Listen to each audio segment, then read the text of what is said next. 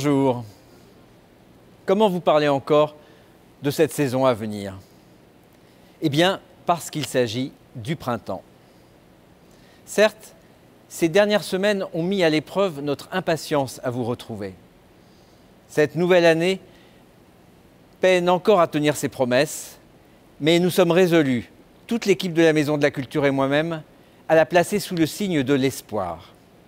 Oubliez un instant la Covid et vous parler de ces spectacles que nous avons bien l'intention de vous présenter, puisqu'il s'agit de avril, mai, juin, peut-être même le début de l'été. Alors, allons-y. On a besoin de spectacles revigorants. D'abord de la musique. Ce sera le cas le 23 avril avec l'Orchestre national de France. Il sera là sur le grand plateau, dirigé par son nouveau chef titulaire, Christian Macellaro. Un programme époustouflant. L'Oiseau de feu de Stravinsky, le 4e concerto de Rachmaninoff, Albert Roussel. Et puis, en matière de musique, on retrouvera un peu plus tard The Amazing Keystone Big Band, qui sera présent à la Maison de la Culture autour d'un programme qui célébrera Ella Fitzgerald. Ce sera un beau moment aussi pour se retrouver.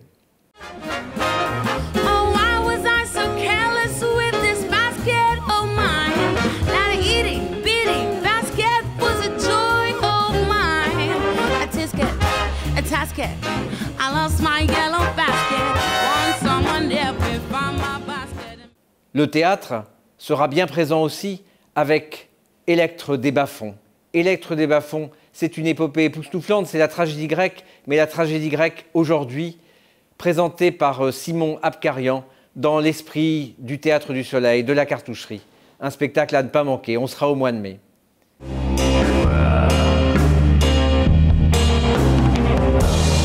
faim et la misère sont mes dames de compagnie. C'est guenilles, mon beau vêtement, ma colère, mon diadème et la vaillance, mon étendard. Mon pays s'est réduit à une peau de misère. Personne ne peut me battre à la course de la souffrance. La championne, c'est moi. Et c'est pour moi-même que je cours. Non, je ne fuirai pas ce que je suis devenu. Je suis Électre des Bas-fonds. Et pour ceux qui aiment la danse, ne manquez pas 10 000 gestes. C'est le nom de cette création de Boris Charmatz qu'il reprend pour notre plus grand bonheur. 10 000 gestes parce qu'aucun des gestes chorégraphiques qui précèdent ne sont les mêmes que ceux qui suivent. Donc véritablement, ce mois d'avril, ce mois de mai, ce début juin seront inoubliables.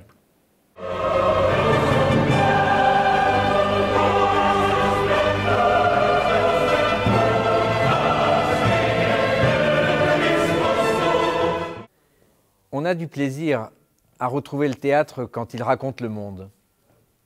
C'est un peu le cas avec ce spectacle « Je m'en vais, mais l'État demeure ». Qu'est-ce que c'est? C'est une fresque, mais une fresque d'aujourd'hui, puisque Hugues Duchesne et sa compagnie, le Royal Velours, ont décidé de documenter le quinquennat d'Emmanuel Macron. Imaginez que le théâtre s'écrit au fil du temps. Et après l'année électorale, l'année parlementaire, l'année judiciaire, vous imaginez qu'on en est un peu à l'année sanitaire. Et puis on ira au Brésil avec Abnégation. Abnégation, c'est un texte formidable d'Alexandre d'Alfara, mis en scène par Guillaume Durieux. Ça parle de corruption, ça parle de mensonges, ça parle de l'état du Brésil aujourd'hui, et c'est passionnant. Les voitures se garent sur la pelouse, les portières s'ouvrent, des hommes et des femmes en sortent.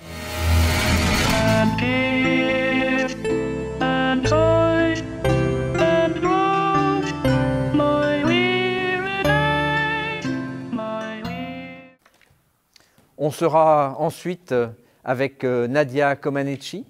Nadia, peut-être Nadia, c'est le titre de ce spectacle mis en scène par Pascal Revert, qui nous parle de la gymnaste roumaine qui est devenue une sorte d'icône. Et là aussi, on parle de vérité et de mensonge. Et puis la grande fresque, celle de Dieudonné Nyanguna, Trust, Shakespeare, Alléluia.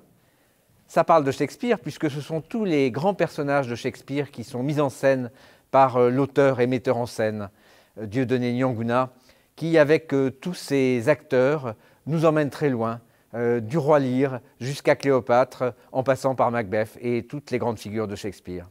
Et bien sûr, ce théâtre, on est content de le retrouver.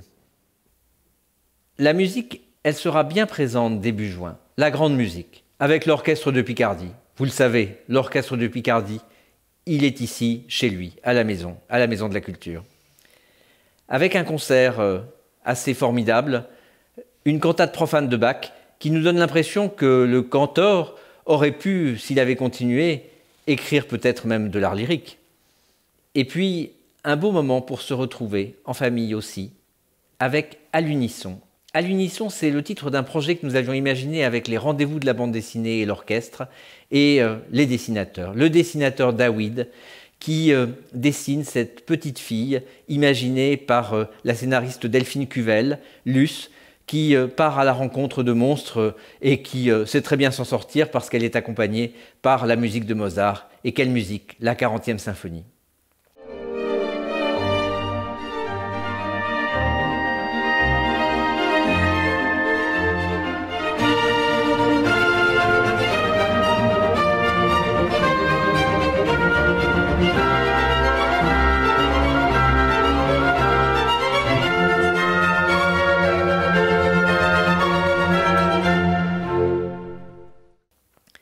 Et puis, pour les amateurs d'opéra, une belle occasion, celle de retrouver Tosca.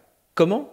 Eh bien, Tosca, en direct de l'Opéra de Lille, retransmis grâce à ce projet formidable soutenu par la région et qui nous permet de découvrir cette mise en scène de Robert Carsen et puis la musique formidable de Puccini, dirigée par Alexandre Bloch à la tête de l'Orchestre national de Lille.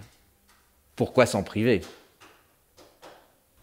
Fin mai, début juin, c'est toujours un moment important parce que la maison est en action. Mais elle n'est pas en action toute seule, elle l'est parce qu'il y a beaucoup de groupes, d'enfants, d'étudiants, d'Amiénois, qui ont préparé des projets. Alors on ne sait pas exactement comment ça va se passer cette année, mais on sera heureux de les retrouver, comme chaque année. Et cette pratique artistique, eh bien, la maison est toujours là pour l'accompagner, la promouvoir. On commencera par un spectacle de 2 performeurs espagnols, tout à fait étonnants, tout à fait sympathiques. Ils nous emmènent dans un univers de construction, de déconstruction d'art plastique et en même temps sur des airs de Carmen. Et il y aura un chœur. Alors je vous promets des moments agréables, des beaux moments aussi comme celui de Lettura Furiosa, un rendez-vous que la maison est toujours très heureuse d'accueillir avec l'association Cardan et tous ces Amiénois qui sont fâchés ou heureux de parler de lecture et de raconter. Ce sera un peu le cas aussi avec la bibliothèque humaine, celle de Cédric Orin, qui est allé à la rencontre aussi d'Amiénois qui parlent de leur lecture. Rendez-vous en juin, Maison en action. Dès que la maison sera de nouveau ouverte, il faudra venir voir les expositions. Vous savez combien les arts visuels sont présents dans l'activité de la Maison de la Culture. Et cette année particulièrement avec un événement, celui que nous avons voulu avec les rendez-vous de la bande dessinée, puisque nous accueillons L'Âge d'Or. L'Âge d'Or, c'est un roman graphique, c'est une œuvre de bande dessinée extraordinaire, coécrite par Cyril Pedrosa et Roxane Moreille, qui nous emmène au Moyen-Âge, mais dans un Moyen-Âge tellement formidable qu'on a peine à se rendre compte qu'en fait, il parle d'aujourd'hui. Donc c'est un beau rendez-vous avec celui qui a signé l'affiche des rendez-vous de la bande dessinée de cette année. Et puis, bien entendu, le cinéma. Dès que ce sera possible, le cinéma Orson Welles rouvrira et on sera tellement heureux de redécouvrir des films sur un véritable écran. Et cette année, c'est l'année des 40 ans du FIFAM, du Festival international du film d'Amiens, qui se prolongera au mois de juin avec une masterclass de Jean-Paul Rappeneau, qu'on est heureux d'accueillir pour célébrer cet art formidable. Vous l'avez bien compris, on est toujours aussi impatient de vous retrouver. D'ici là, on continue à travailler avec les artistes en résidence, et puis à l'extérieur, dans les écoles, dans les lycées, partout où on peut intervenir pour montrer que la culture doit toujours être présente dans nos vies. Alors si vous avez besoin de renseignements, n'hésitez pas à nous contacter, à nous appeler ou à consulter le site et les réseaux sociaux. Et d'ici là, eh bien, à bientôt, ici chez vous, à la maison.